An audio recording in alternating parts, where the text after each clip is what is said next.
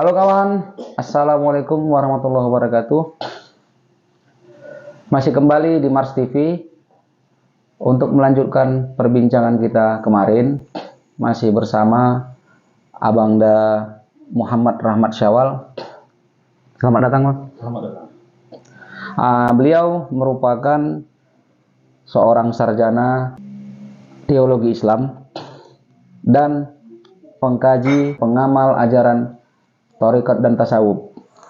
Lalu beliau juga masih aktif sebagai mahasiswa pasca sarjana untuk prodi pemikiran politik Islam di UIN Sumatera Utara. Baik Bang, gimana Bang perbincangan kita kemarin perihal keterkaitan Panji Gumilang dengan NII itu sendiri. Menurut tanggapan Bang Rahmat apa? Oke, ya. Keterlibatan Panji Gumilang dengan NII ya.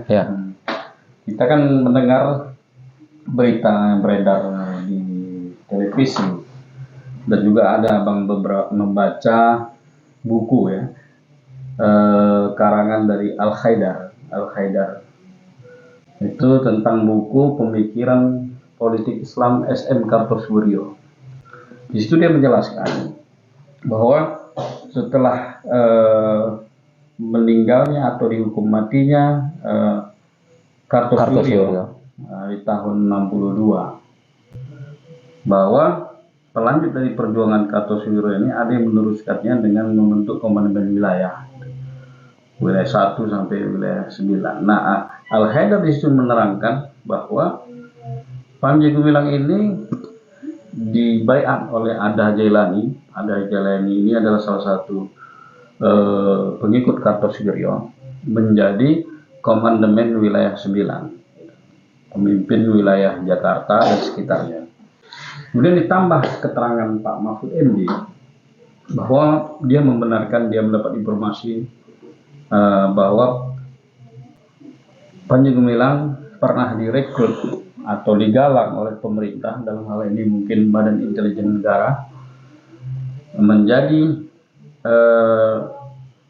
bagian dari pemerintah untuk menderadikalisasi orang-orang NII. Gitu. Dan ini pun pernah dinyatakan oleh beberapa orang.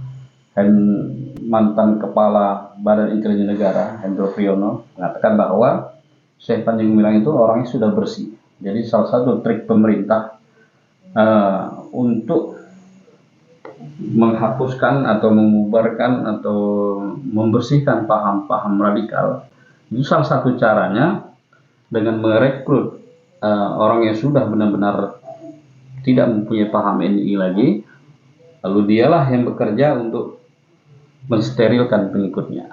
Jadi kalau dibilang dia terlibat, seperti jawaban beliau di Kick Indi yang mengatakan bahwa NII itu sebenarnya telah mati atau telah nggak ada lagi sejak dihukum matinya Kartosoewirjo tahun 62. Otomatis organisasi negara Islam Indonesia ini sudah nggak ada. Bagaimana mungkin mereka melakukan makar pemberontakan itu? Mereka harus punya tentara, punya senjata, punya ya syarat-syarat negara, punya wilayah, punya bendera, punya lagu. Nah, itu tidak mungkin terjadi di negara kita untuk saat ini. Jadi saya kira itu berlebihan ketika media massa pemberitaan menggiring ke arah itu. Ini hal yang berlebihan, yang tidak mungkin terjadi ya. Itu pendapat saya seperti itu. Adapun masa beliau ataupun kita bilang pengikutnya, umatnya, boleh jadi dulu adalah orang-orang yang fanatik, kagum, simpatisan daripada ini. Lalu beliau rekrut, beliau cerahkan, lalu diajaklah untuk membangun Al-Zaitun. Ya, ini kan pendapat pribadi. Karena apa? Karena yang namanya sebuah pondok pesantren ya, itu harus ada elemennya, beberapa syaratnya. Salah satunya Ya, pondok pesantren itu harus ada kiai, harus ada yang namanya eh, santri, pengikut, ya, harus ada kitab yang diajarkan, harus ada pondok. Gitu. Nah, jadi kalau ditanya tadi bagaimana hubungan Panji Gumilang dengan EI, justru seharusnya kalau memang betul Panji Gumilang itu digalang, direkrut oleh pemerintah untuk menyadarkan orang-orang ini, dia bukan justru bisa dipidana, justru harusnya diberi penghargaan sebagai orang yang punya sumbangsih terhadap negara ini, menyelamatkan negara ini, menyadarkan orang-orang yang berpaham radikal dari NII. Jadi dia sebenarnya menjalankan tugas dari BNPT, Badan Nasional Penanggulangan Terorisme. Zaman dulu ya Panji Gumilang ini orangnya sebenarnya, kalau memang dihubungkan dengan itu. Gitu. Nah, artinya pemerintah berhasil di rezim yang dulu ya, zaman Pak Harto, gitu, menciptakan boneka, menciptakan duplikat daripada NI itu sendiri, seperti yang diterangkan juga oleh Profesor Mahfud MD di Pondok Pesantren Sunan Derajat Lamongan, Jawa Timur. Tepatnya kemarin di acara Holakoh Ulama Nasional di tanggal 11 sampai 13 Juli 2023 kemarin, bahwa berhasil pemerintah menciptakan seorang Panji Gumilang menjadi figur pemimpin yang bisa untuk menggerakkan para pengikut daripada NI yang dulu, yang tadinya adalah penganut daripada anti Pancasilais, yang menganggap bahwa Pancasila adalah sebuah tauhid, menjadi pengikut-pengikut Pancasilais saat ini. Nah, pertanyaannya kenapa isu itu terus berkembang dan beredar di masyarakat? Menurut Abang bagaimana? Ya, jadi kalau menurut Abang ya, ini ada kepentingan, boleh jadi kepentingan pribadi dari orang-orang yang dulunya pernah tergabung di NII, kemudian berjumpa dengan Panji Gumilang, lalu disadarkan oleh Panji Gumilang bahwa paham NII itu tidak benar, kita harus sesuai dengan Pancasila. Jadi mereka ini semacam memberontak begitu, atau semacam tidak puas dengan pemahaman Syekh Panji Gumilang yang mengajak untuk setia pada NKRI dan ideologi Pancasila sudah sesuai, tidak puas, akhirnya berusaha justru menyudutkan Syekh Panji Gumilang. Jadi patut dicurigai orang-orang yang membeberkan bahwa Panji Gumilang itu terlibat NII. Boleh jadi mereka itu sendiri NII sebenarnya. Saya bilanglah Al-Haidar, ya. Kemudian Imam Supriyanto, kemudian beberapa nama lagi kemarin yang mereka itu bicara di televisi, ya. Menjadi narasumber. Beberapa nama diantaranya itu tadi. Ada lagi Sutanto, ya. Ada lagi namanya. Harusnya pemerintah, maksud Abang nih kira-kira, pemerintah harusnya ada berpikiran bahwa bisa jadi narasumber-narasumber yang bermunculan di TV itulah yang masih memegang kuat paham-paham daripada NI yang sebenarnya. Iya. Taufik Hidayat, ya, kemudian Ken Setiawan, Sukanto, itu sebenarnya mereka dulu kan memiliki pemahaman NI. Kemudian ketika bertemu Panji Gumilang, mereka keluar. Boleh jadi mereka yang masih berpaham seperti itu, jadi ingin menjebak Syekh Panji Gumilang itu sendiri. Padahal kalau kita lihat, jelas Panji Gumilang itu ajaran di Al-Zaitun itu betul-betul Pancasilais, betul-betul pengagum Soekarno. Kemudian mana mungkin juga dia bisa mengundang tokoh-tokoh agama lain di Al-Zaitun. Kalau orang yang berpaham NII itu mereka sangat anti dengan hal-hal yang berbeda dengan Islam. Sedangkan Panji Gumilang sendiri, lagu Hafenu Salam Alaihim dinyanyikan di pondok pesantren. Dan juga mereka juga menyanyikan lagu Indonesia Raya 3 stanza. Ya, itu membuktikan kesetiaan mereka kepada Pancasila dan NKRI. Itu, abang kira seperti itu. Mengenai pernyataan Profesor Mahfud MD di acara Holakoh Ulama Nasional Juli 2023 kemarin, Bang. Di situ Profesor Mahfud MD menyatakan bahwa tidak mungkin dilakukan audit terhadap seorang kiai ataupun syekh di pesantren, mengingat banyaknya sumbangan, banyaknya kontribusi dari orang-orang, dari pihak-pihak manapun yang ingin membangun pondok pesantren tersebut. Nah, jika dikorelasikan dengan undang-undang yang dijerat terhadap Panji Gumilang, pasal TPPU, bagaimana pendapat abang? Iya. Kamu ada tuh melihat video Mahfud MD bicara di pondok pesantren Lamongan ya. Dia bicara ketika dia menjabat sebagai Ketua MK, Mahkamah Konstitusi. Jadi ada pengajuan undang-undang Badan Hukum Pendidikan Pondok Pesantren, Badan Hukum. Jadi supaya pondok pesantren ini dibuat badan hukumnya, di situ harus dicatat secara transparan dan akuntabel mengenai data keuangan. Undang-undang itu dibatalkan oleh Pak Mahfud MD ketika dia menjabat sebagai Ketua MK. Karena apa? Karena dia sangat paham, karena beliau juga seorang santri dulu. Tidak mungkin seorang syekh atau seorang kiai pimpinan di pondok pesantren itu membuat catatan pembukuan keuangan itu secara transparan dan akuntabel. Dia paham, sehingga dibatalkannya undang-undang tentang Badan Hukum Pendidikan Pesantren. Artinya beliau sangat mengerti sebenarnya. Nah, ini sekarang kan pihak kepolisian, dalam hal ini Bareskrim, mau menggiring Panji Gumilang ke kasus tindak pidana pencucian uang, kan begitu. Nah, dalam salah satu statement pernyataan mantan Kapolda Jawa Tengah dan juga Kepala Bareskrim Pak Jenderal Polisi Susno Duaji mengatakan bahwa tindak pidana pencucian uang itu salah satunya adalah unsur dugaan kejahatan awal seperti pencurian, perampokan, ya kan, penjualan narkoba, korupsi.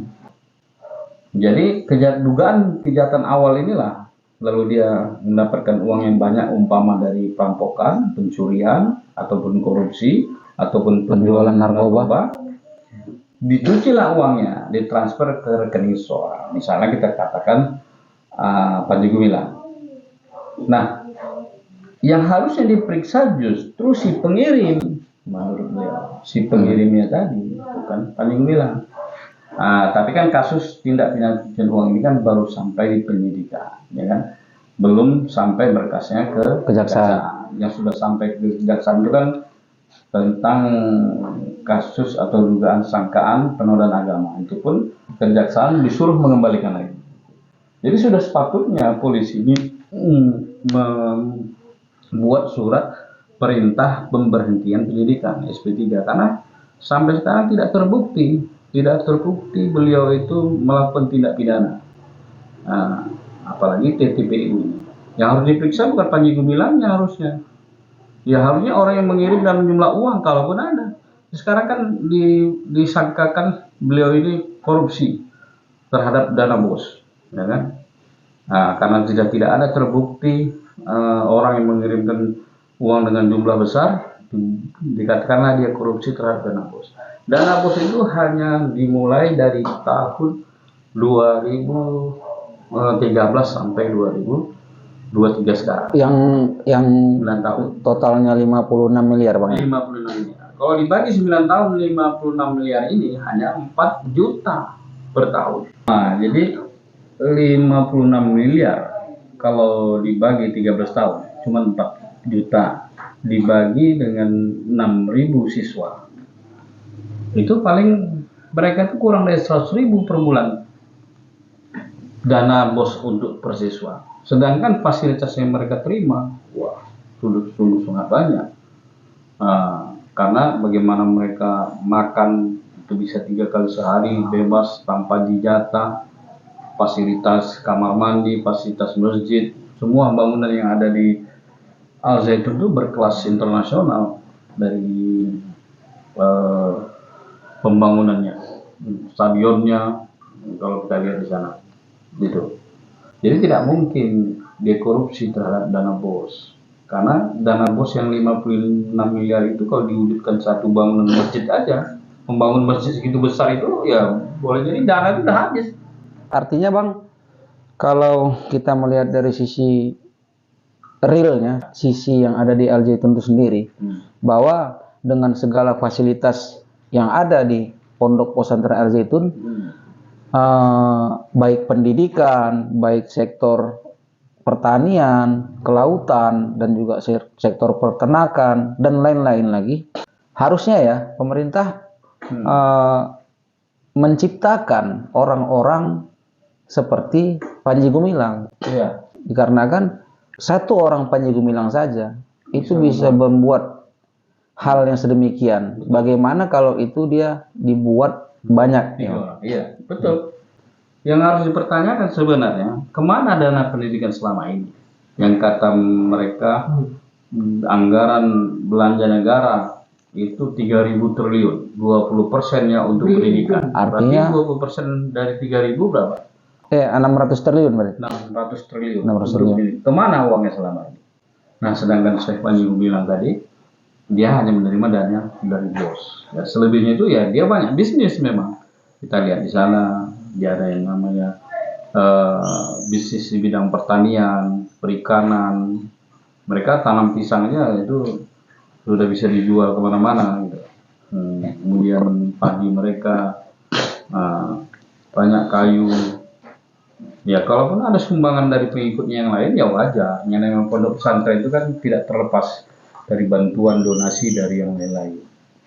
Ya, jadi kalau mereka mempertanyakan dari mana dana membangun itu, ya itu kan semua bisa dijelaskan oleh Panji Gumilang. Di samping dana dari bisnis dia, juga bantuan-bantuan dari pengikutnya. Wajar itu terjadi di pondok pesantren. Ya, pondok pesantren itu biasanya baik pondok NU maupun pondok-pondok pesantren Muhammadiyah itu ada seorang syekh, ya, kiai yang memimpin pesantren, ada santrinya baik yang secara formal belajar di situ maupun santri dia, pengikut dia yang berada di masyarakat. Ini bisa menyumbangkan uang ke pondok pesantrennya untuk membangun pondok pesantren. Bagi mereka itu sebuah anugerah, mereka bersyukur bisa ikut andil dalam membangun pondok pesantren. Nah, jadi nggak bisa kita katakan itu adalah sebuah umpama mereka mau menggiring Syekh Panji Gumilang ini pada penipuan. Ya kan nggak bisa, belum ada sampai saat ini pengikut Panji Gumilang merasa tertipu menyetorkan duitnya ke sana, tidak ada. Belum ada yang mereka melakukan kejahatan semacam perampokan. Kalau ngaku-ngaku boleh jadi. Mereka kan ada di media nih, mereka mengatakan bahwa disuruh mencuri, membuat yayasan palsu, itu kan pengakuan sepihak, begitu. Tidak ada buktinya dia sebagai pengikut daripada Syekh Panji. Ya, artinya kalau aku ya Bang, aku menilai masyarakat Indonesia itu sebenarnya pintar-pintar. Jadi sudah seharusnya masyarakat bisa untuk lebih bijak dalam mengambil sebuah berita, apakah berita itu benar apa tidaknya. Dikarenakan kita bisa lihat, kita bisa searching di Google ataupun di YouTube sekarang, apa sebenarnya yang terjadi, sejauh apa sudah berkembangnya Al Zaitun itu sendiri. Jadi tidak menelan mentah-mentah, itu dari aku Bang. Ya, betul, benar. Jadi itu hanya penggiringan opini. Jadi seperti pembicaraan kita semalam kan, kemarin itu, bahwa boleh jadi ini sengaja dibuat untuk mematikan karir Syekh Panji Gumilang supaya jadi pembunuhan karakter juga ya. Karena kalau sudah terpidana nanti dia kan untuk menjadi pejabat politik ya mungkin sudah cacat gitu kan, karena sudah pernah dipidana. Yaitu sudah selayaknya lah kasus ini tidak dinaikkan ke pengadilan. Segeralah polisi, Bareskrim membuat surat SP3, surat perintah pemberhentian penyidikan. Itu, kira itu. Nah, jadi sebelum kita mengakhiri, atas kejadian-kejadian yang menimpa Panji Gumilang, sebenarnya aku dan juga mungkin Abang berpikir yang sama, bahwa belakangan ini kalau seperti yang diterangkan oleh banyak media asing, bahwa demokrasi di Indonesia itu menurun, hilangnya demokrasi dalam beragama, artinya itu justru bertentangan dengan Undang-Undang Dasar 45 di pasal 29 ayat 1 dan 2, yang mana di situ dikatakan bahwa setiap orang bebas untuk memeluk agamanya masing-masing dan untuk beribadat menurut agamanya dan kepercayaannya. Yang ayat kedua, negara menjamin kemerdekaan setiap orang memeluk agamanya masing-masing dan untuk beribadat menurut agamanya dan kepercayaannya. Nah, artinya kalaupun seumpama kita bilang si A, si B, si C berlainan dalam hal kepahaman, berlainan dalam mazhab mungkin, tapi mereka masih tetap satu Tuhan. Mereka masih tetap dalam artian kaidah Pancasila, ketuhanan yang Maha Esa. Artinya mereka masih punya Tuhan. Tata caranya saja berbeda seperti yang Abang terangkan sebelumnya, kan? Ya, betul itu. Jadi jangan sampai terulang kembali, ya kan, kepemimpinan otoriter di masa Orde Baru, gitu. Jadi setelah reformasi dan kedepannya harusnya Indonesia ini tambah maju, tambah sesuai lah dia dengan konstitusi negara, ya, diberi kebebasan dalam beribadah, menjalankan kepercayaan. Nah, jadi kasus Syekh Panji Gumilang ini tidak layak untuk disidangkan, dinaikkan ke pengadilan, karena semata-mata ini bukan masalah kriminal, tapi hanyalah masalah perbedaan cara pandang di dalam menafsirkan teks-teks kitab suci, perbedaan cara beribadah, cara mengekspresikan bentuk keimanan kepada Tuhan dengan beribadah itu berbeda, cara beribadahnya berbeda dengan mainstream. Ya, mudah-mudahan didengarlah apa yang kita bicarakan ini pada pejabat-pejabat yang terkait, ya, dalam hal ini Presiden dan Kepolisian serta Kejaksaan. Gitu aja, kira-kira Bang Momar.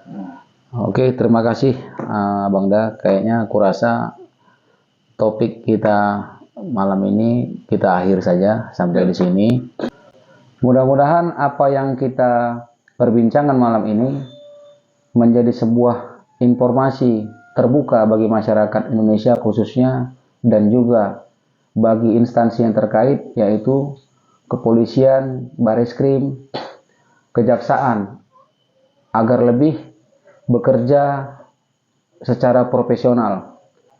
Terima kasih Abang Da, Ahmad Syawal. Semoga kita berjumpa kembali di acara berikutnya. Assalamualaikum warahmatullahi wabarakatuh. Salam satu.